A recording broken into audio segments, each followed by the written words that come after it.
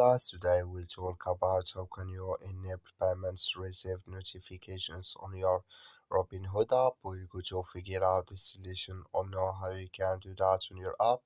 All you have to do, you just go down here, click on this sign down here. So when you click on it, it's going to take you to your profile. Then all you have to do, just go above this sign, click on it. So then it's going to take you to this list. Then all you have to do, just click here on settings.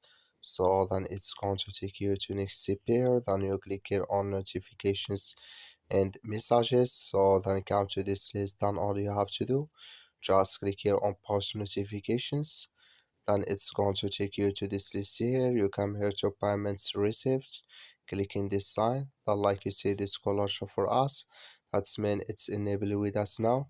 That's all you have to do. Thank you for watching. Don't forget to support us by like and subscribe.